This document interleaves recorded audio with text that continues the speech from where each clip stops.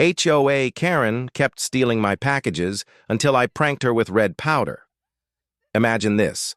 Every single time a package arrives at your doorstep, it vanishes, poof, like magic. But it's not magic. It's your HOA president, a nosy neighbor who thinks she owns the entire block. That's exactly what happened to Marcus. Every delivery, gone. Every complaint, ignored. So he decided to teach Karen, the self-proclaimed queen of the neighborhood, a colorful lesson she would never forget. Literally. Because when she opened that last box, her face turned bright red, and it stayed that way for days. Before we dive in, don't forget to like, subscribe, and hit that bell icon, because what you're about to hear is pure poetic justice. Let's get into the story. Marcus Turner had only lived in the neighborhood for 6 months when the first package disappeared. A simple Amazon box, just a few kitchen utensils. He figured it was a delivery mistake, maybe dropped at the wrong door. But when it happened again, and again, Marcus knew something was up. His porch camera caught shadows at night but never a clear face. Strangely, every missing package coincided with the same person walking her dog at the exact delivery times, Karen Lewis, the HOA president. Karen was known for her smug smile, tight ponytail, and clipboard that she carried like a weapon. She'd scold people for unapproved trash bins or grass height violations. But stealing? Marcus couldn't believe it, until he noticed a small detail. One afternoon, as Marcus pulled into his driveway, he saw Karen walking by with a box tucked under her arm. His box. It had his name on the label, and when their eyes met, she froze. Then, with a fake smile, she said, "Oh, I thought someone left trash out again. I was just helping keep the neighborhood tidy." Marcus forced a smile but felt his jaw tighten. He knew right then. This wasn't about neighborhood cleanliness. It was about control. A week later, Marcus caught her again, this time on camera. The footage showed her casually picking up his new phone charger delivery, glancing around and walking away as if she owned it. He marched straight to her house. "Karen, I think you have something that belongs to me." Karen smirked. "Oh, Marcus, you must be mistaken. I found that package on the sidewalk. You should thank me for keeping it safe." Marcus clenched his fists. "Then why didn't you tell me about it?" Her tone turned sharp.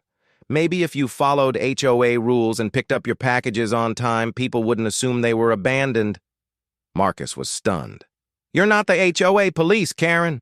She stepped closer, lowering her voice. "Actually, I kind of am." That was the moment Marcus realized. Logic wouldn't work with her.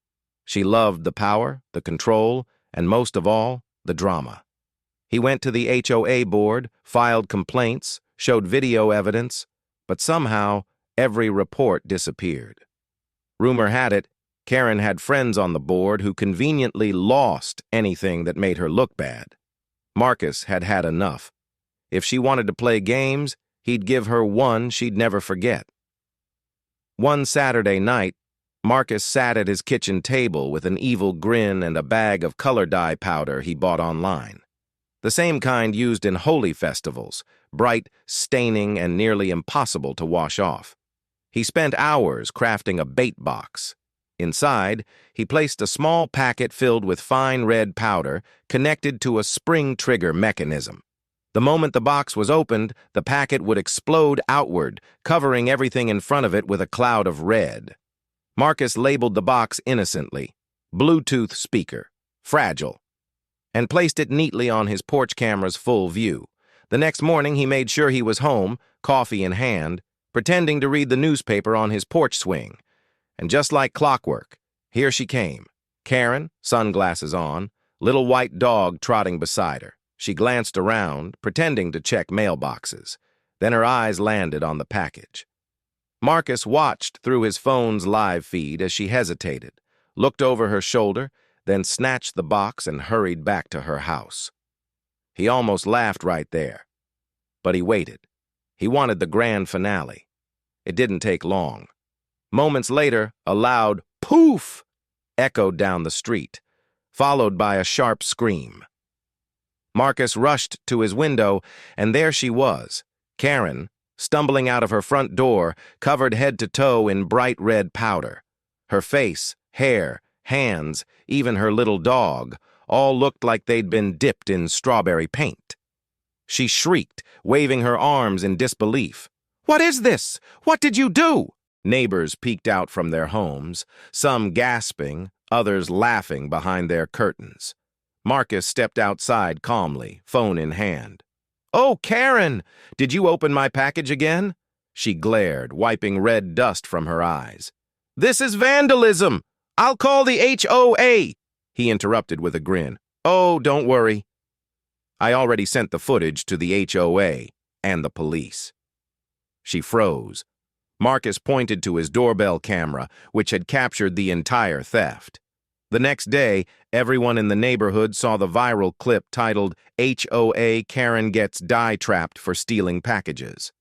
Karen tried to spin the story, claiming she was testing for security issues, but no one believed her.